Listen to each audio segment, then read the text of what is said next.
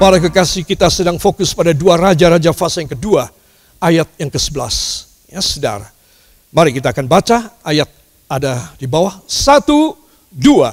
Sedang mereka berjalan terus sambil berkata-kata, tiba-tiba datanglah kereta berapi dengan kuda berapi memisahkan keduanya.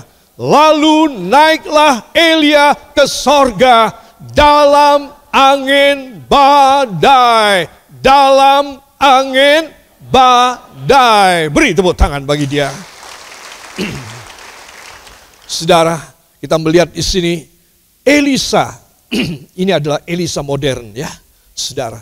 Artinya jemaat yang diurapi. Ya, ada pakai dasi, pakai jas dan lain sebagainya.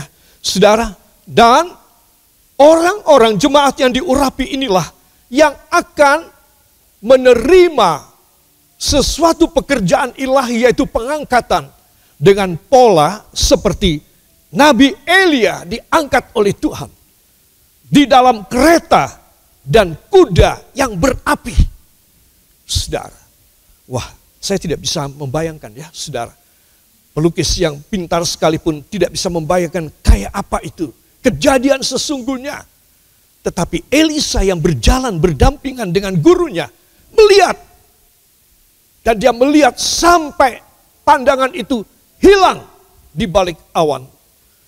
Dan tiba-tiba selembar, yaitu jubah yang dipakai oleh Elia, dilempar oleh Elia dari kereta dan jatuh ke tanah dan diambil oleh Elisa muridnya.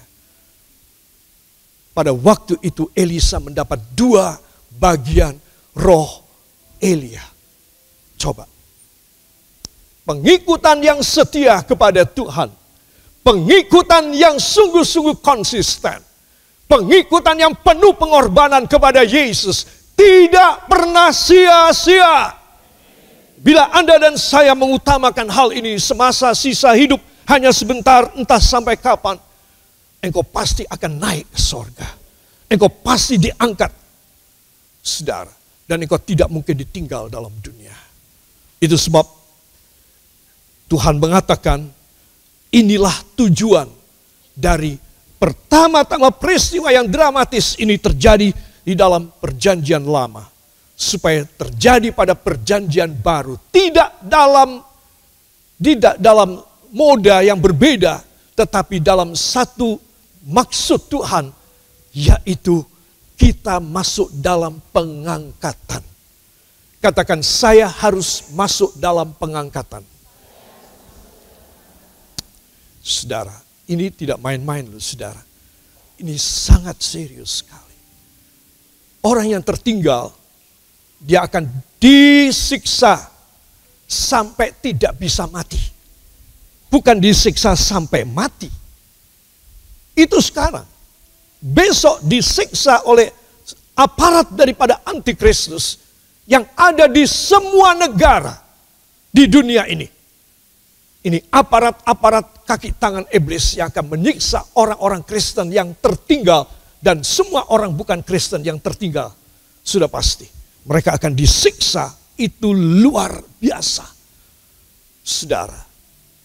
Itu sebab kalau saya dan saudara tidak diangkat oleh Tuhan, maka saudara mempertaruhkan nyawa saudara sampai gak bisa mati. Alkitab mengatakan, orang-orang berkata pada gunung-gunung batu, timpalah kami supaya kami mati. Dan gunung batu menimpa orang-orang ini sampai penyet. Lebih penyet dari lele penyet. Sehingga semua orang kayak wayang. Ya, kayak kartun itu, saudara. Ya, sampai begitu penyetnya. Saudara, tetapi tidak bisa mati. Saudara, akan banyak keanehan secara fisikal dan biologis pada waktu itu. Karena orang sudah tersiksa, orang sudah tidak begitu berfungsi. Seluruh organ tubuhnya. Tetapi enggak mati. Itu akan terjadi pada 3,5 tahun atau 42 bulan. Saudara, itu sebab saya ingin perlu bukan hanya menakutin saudara. Ada juga unsur saya menakutin saudara. Sebab orang kalau tidak ditakutin itu tidak berubah. Ya saudara, Saya ingin supaya semua saudara tahu, itu fakta Alkitab. Katakan fakta firman Tuhan. Bila saya tertinggal, luar biasa siksaan saya. Saudara, sampai minta pada gunung batu menimpa, gunung batu gelundung menimpa mereka, mereka penyet semua, tapi masih hidup. Sampai akhir 42 bulan. Saudara, itu sebab saya perlu mengajak semua saudara, mumpung masih bisa berguna, mari melayani jiwa-jiwa, memuliakan Tuhan, setia sampai mati. Karena di masa aniaya antikristus tidak ada kematian. Tidak ada kematian. Mereka akan disiksa orang-orang yang tertinggal, tapi mereka enggak bisa mati. Sampai mereka berseru kepada Tuhan yang telah mereka ingkari, saudara, dan supaya mereka minta mati. Tidak ada jawaban dari Tuhan. Mereka enggak boleh mati. Mereka harus merasakan neraka di bumi lebih dulu, sebelum mereka dilempar masuk neraka yang beneran. Saudara, itu sebab kejadian ini adalah kejadian yang tidak main-main. Itu sebab firman harus disampaikan dengan tidak main-main. Apa sebab? Ya sebabnya ini, saudara. Itu sebab saya ingin mengajak semua saudara perhatikan dengan baik tentang hal ini. Saudara, kita berbicara tentang angin badai atau stormy winds. Itulah yang membawa Elia, nabi, diangkat ke sorga. Ya saudara, pengangkatan orang tebusan. Katakan pengangkatan orang tebusan. Apa maksudnya? Yaitu orang-orang Kristen yang telah makan perjamuan kudus. Orang-orang Kristen yang menghargai, sangat memuliakan ini. Sangat mendambakan ini. Saudara. Karena saudara setiap minggu, dan tidak semua gereja melakukannya. Setiap minggu saudara makan dan minum tubuh dan darah Yesus. Kalau saudara tidak memuliakan ini, saudara, engkau salahnya 2 kali lipat. Karena engkau menerima saben minggu. Saudara. Engkau menerima setiap minggu, engkau menerima kedahsyatan anugerah Tuhan. Penyelamatan dari Tuhan. Itu luar biasa. Saya tidak bisa bayangkan pada zaman akhir ini. Dimulai dari masa pandemi COVID-19 kemarin. Saudara. Mulai saat itulah saya mengadakan setiap minggu perjamuan kudus. Saudara, karena saya tahu kapanpun orang bisa mati, tapi sebelum mati harus makan perjamuan kudus. Saudara, itu sebab saya ingin mengajak semua saudara perhatikan. Tidak ada lain yang lebih baik daripada saudara itu mengerti firman. Kalau saya mengerti, saudara mengerti, kita save dari sejak belum terjadi. Kita sudah save. Jangan kalau sudah terjadi kita cari pelampung, kita cari alat untuk memadamkan api. Saudara, tidak, sebelum itu terjadi, kita sudah diperlengkapi oleh Roh Kudus. Sehingga hidup saudara dan hidup saya, hidup yang sangat safe, hidup yang sangat adem, hidup yang sangat happy. Ini yang mau Tuhan beri dalam hidup saudara. Ada 4 rangkaian ayat. Yang pertama dari 1 Tesalonika 4 ayat 13 sampai 18. Kedua Yohanes 14 ayat 2 dan 3. Ketiga 1 Korintus 15 ayat 50 sampai 54. Saudara catat saja. Wahyu 4 ayat 1 dan ayat yang kedua. Allah mengamanatkan. Allah mengamanatkan bahwa umat tebusannya akan diangkat ke sorga. Amin. Sebab saya dan saudara harus mengerti akan hal ini. Saya mohon saudara di rumah membacanya, ya. Ayat-ayat itu akan membuka pikiran kita. Kalau semula kita tidak setia kepada Tuhan, semula kita main-main, semula kita hanya punya rencana dan kehendak yang lain, saudara, kita harus mulai mengerucut ke sorga. Mulai mengerucut ke sorga. Jadi saudara punya jalan itu sudah lempeng ke sorga. Semua katakan tinggal menanti saatnya. tapi jalannya dan pintunya di depan saya. Yang percaya beri tepuk tangan bagi dia. Saudara, saya akan menunjukkan sedikit. Ada banyak video diciptakan, dibuat, dicoba direkayasakan kayak apa pengangkatan ini. Salah satu saya ambil dan saya ingin menayangkan buat saudara.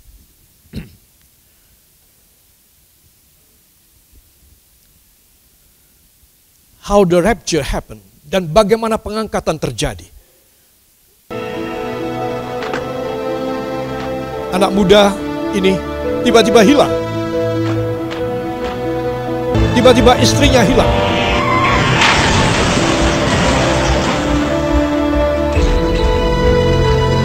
Anak-anak sekolah paling mengerikan.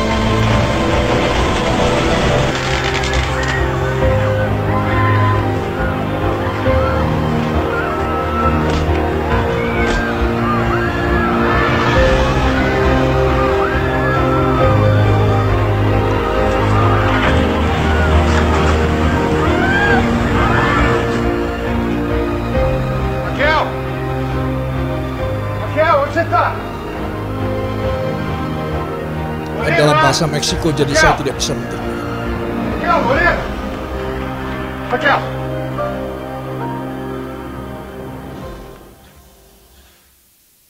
Saudara yang kekasih, kalau ini lebih panjang, saudara akan keringatan.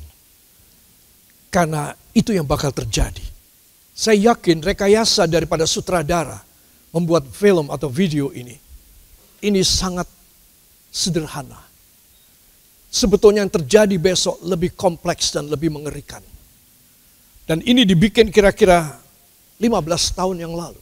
Saudara bisa bayangkan, dengan kemajuan teknologi sekarang, maka kegawatan, kengerian mereka yang tertinggal, kehebohan dan kecelakaan, itu lebih dahsyat lagi. Karena di mana-mana perangkat-perangkat yang canggih sekarang ada di sekitar kita. Saya tidak menakut-nakutin. Tapi semoga saudara takut. Hanya ada satu keputusan.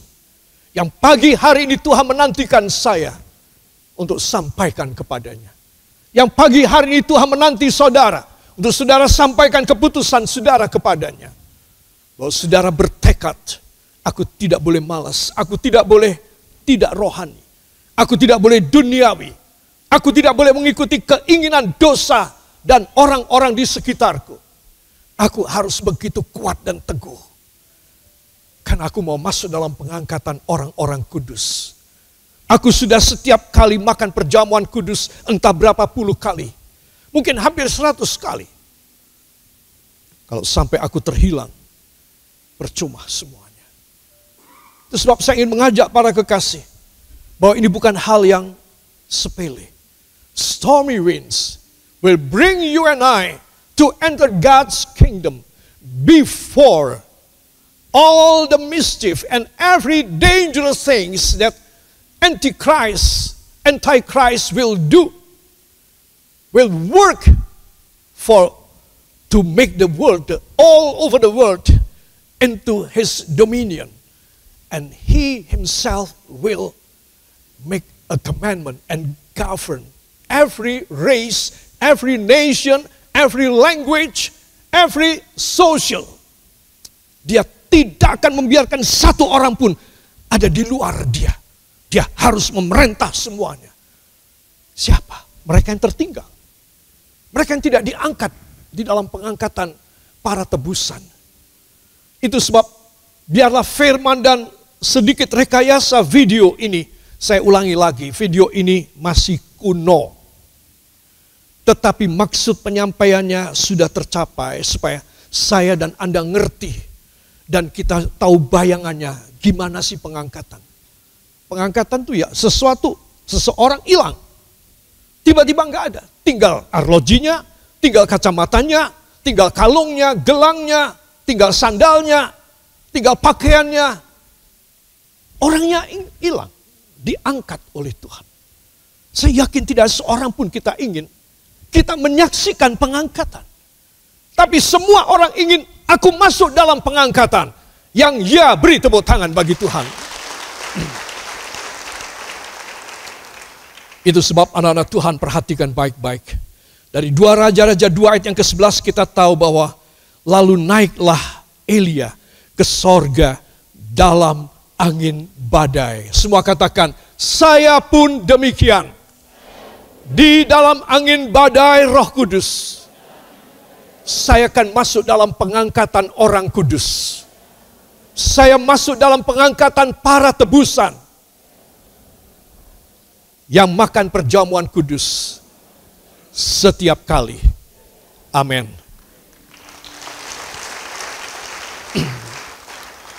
Saudara, jemaat yang akan diangkat kini sebelum diangkat diberi epagelia. Katakan diberi epagelia. Saudara, jadi kalau saudara melihat tadi film tadi, saudara, kiranya saudara tergerak mengajaki anak, menantu, cucu saudara, kakak, adik, om, tante, bude, pak, le, segala macam. Teman-teman yang pernah saudara temui di reuni kemarin. Di Indonesia ini ada banyak reuni. Dari universitas, dari SMA, SMP juga, heran juga masih kenalan. SD juga ada. Semoga TK tidak ada. Mau semua reuni. Saudara, ya ngaku teman, ya udah. Sekarang sudah berubah kok. Para kekasih, semua harus diingatkan, ayo kamu datang kepada Tuhan Yesus. Kasihani jiwa mereka.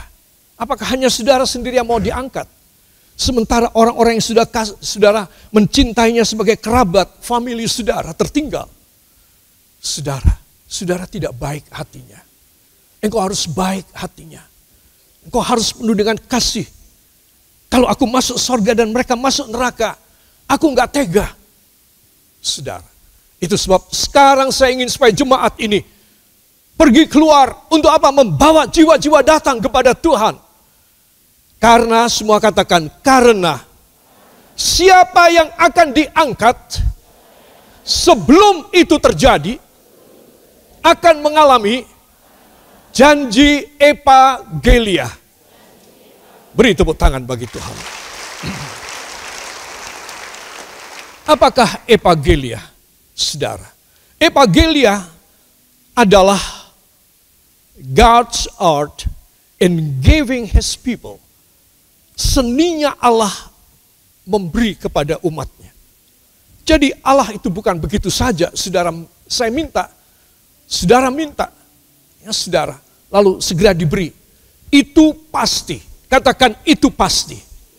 Tetapi kadangkala Tuhan memakai epagelia untuk menguji hati saya.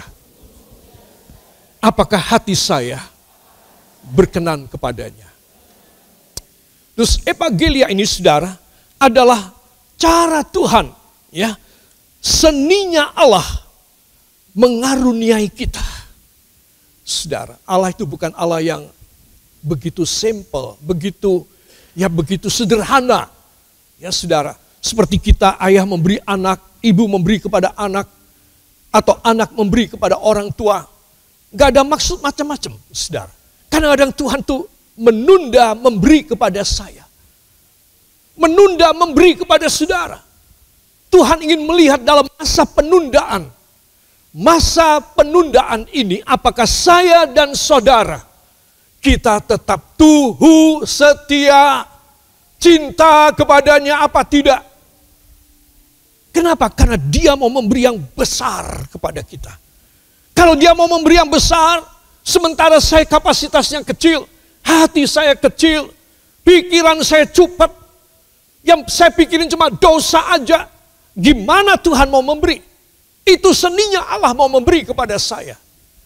Dia ingin menguji hati saya, ketahuan bahwa saya nggak layak. Dia ingin supaya saya bertobat lebih dulu. Kalau saya sudah bertobat dan dia membuktikan sekian lama, baru dia memberi kepada saya. Inilah epagelia. Terus orang yang akan diberi oleh Tuhan, semua katakan, pasti save. Saya inginnya demikian. Bila Tuhan mengaruniai saya tetap safe. Amin. Luar biasa. Dan saya kasih tahu, orang yang dipilih oleh Tuhan, itu adalah orang-orang yang akan menerima besar dari Tuhan. Kenapa? Karena banyak orang minta. Dan Tuhan bilang, lihat, tengok ke langit. Aku akan beri kepada kamu seperti burung-burung di udara. Mereka makan tanpa mereka menabur dan tandur. Mereka dapat makan, seekor burung dapat makan tanpa panen. Dan tidak ada seekor pun jatuh ke tanah. Dan ahli zoologi, ahli ilmu hewan memeriksa, wah ini kembung, hongerudim, HO. Karena kelaparan, tidak ada. Tuhan Yesus berfirman, tidak ada yang kayak begitu. Semua aku pelihara. Kalau kamu khawatir, lihatlah burung di udara. Ya saudara. Suatu pagi jam 4:30 masih agak gelap, saya kaget. Kok ada burung suaranya aneh. Ya, dekat. Jadi perasaan saya di pohon di tetangga saya. Bunyinya seperti burung dara. Ya. Tetapi suaranya kok pakai bahasa Jawa. Delengan aku. Gitu. Bangunlah saya. Dan menuju salah satu jendela kaca. Saya mencoba menerobos remang-remang pagi itu. Oh, ada burung agak besar. Ya, warnanya itu coklat. Dan dia selalu mengatakan, delengan aku. Saudara kalau nggak percaya, besok jam 4:30 ke sini. Ya. Semoga dia muncul lagi. Ya, saudara, aneh ini. Ya, ini pasti burung Jawa ini. Ya, saudara. Apa mungkin dia baru saja mandi pagi itu. Ya, dan dia kelihatan cantik, dia sudah menyisir bulu-bulunya dengan paruhnya. Dan dia merasa, aku cantik. Mbok lihat sama aku. Ya saudara, seekor burung lewat. Kowe elek. Nah burung yang kedua ini rekayasa saya. Tapi kalau burung yang pertama itu betul. Ya. Nah saudara, orang itu ingin supaya dia bisa tampil dengan baik. Burung pun dalam bahasa Jawa bisa bilang, delengan aku. Ya saudara. Wah di sini ini seperti konservasi burung. Banyak jenis burung. Saya pernah minta saudara Lukas untuk merekam beberapa burung. Karena suaranya aneh-aneh semua. Di antaranya yang bahasa Jawa. Ya saudara. Saya ingin supaya semua saudara menyadari. Tuhan itu punya seni untuk memberi kepada saya. Saya nggak boleh ngotot dengan permintaan saya. Saya tidak boleh mendesak. Saya tidak boleh paksain Tuhan. Saya harus tahu tentang evangelia. Karena saya yakin kalau saya lulus dalam pengamatan mata Tuhan. Kalau dia memberi kepada saya, kalau dia memberi kepada saudara, tidak main-main. Kalau dia memberi luar biasa.